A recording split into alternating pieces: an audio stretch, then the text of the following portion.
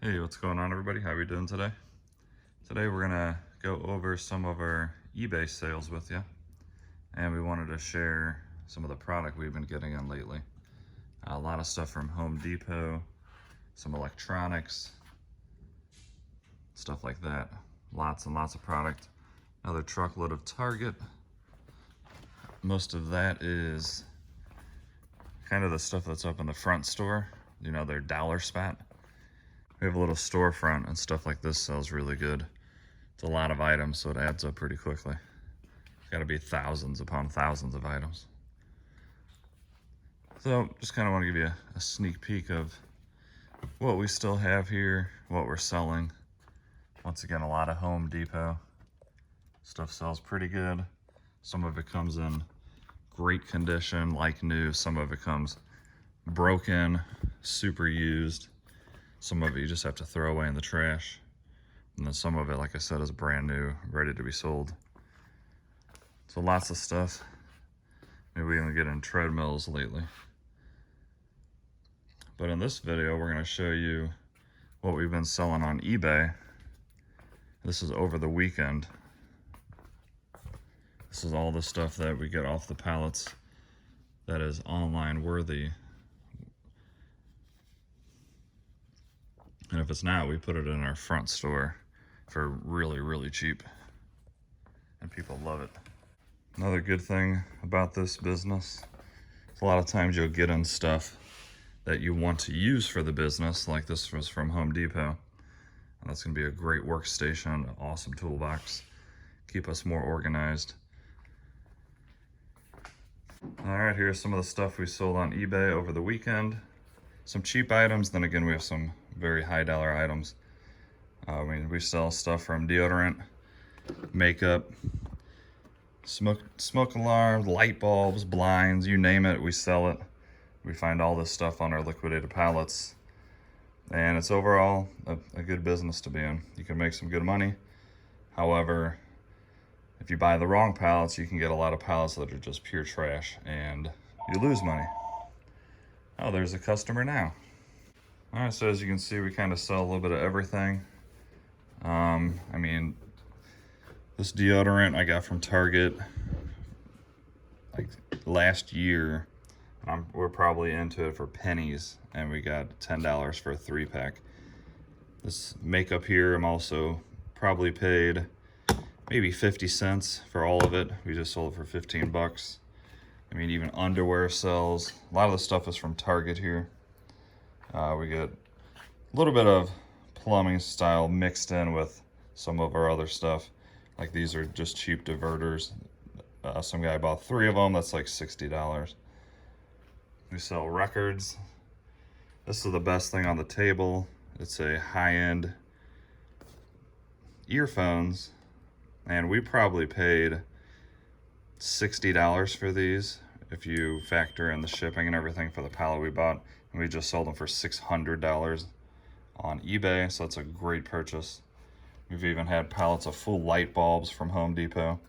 They're definitely a pain in the butt to sell, but you do make some money on them. And then blinds is another thing people hate to sell. They're just a ton of work, but they do sell here and there. It's a good process if you start an eBay business. Always start picking in the morning when you get there. That way you get everything organized like this on a table. It's very easy to find. You just grab it, box it up, ship it out, move on to the next one. All right, you definitely want to be cost effective with your shipping. There's all types of ways you can save money on shipping. One of them is being just ship a lot of the items in the boxes they come in. If they're sturdy boxes like these blinds, you can tape, like this is 3 different sets. You can tape these together and then it makes one real strong box. We've done this to a ton of them. Haven't had any complaints whatsoever. You don't have to find a rare box that's that size. That's one tip that is really good and nobody ever complains, and it always gets there with no issues. Another big thing is poly bags.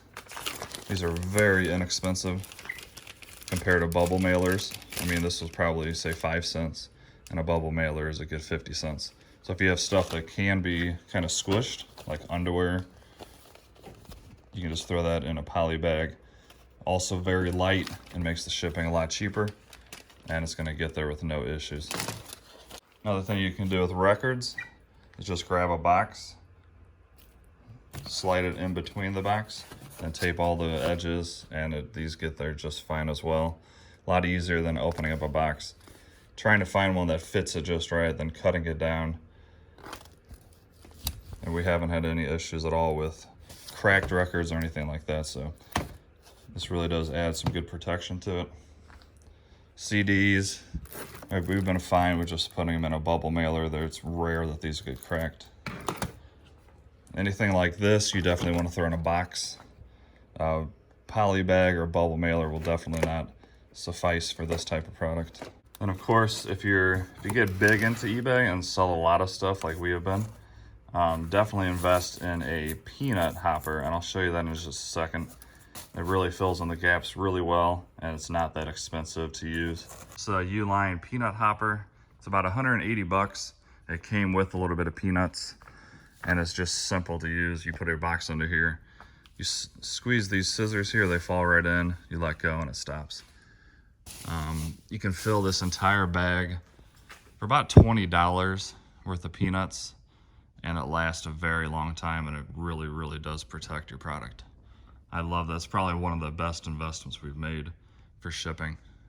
Another big thing is keep every single box you get.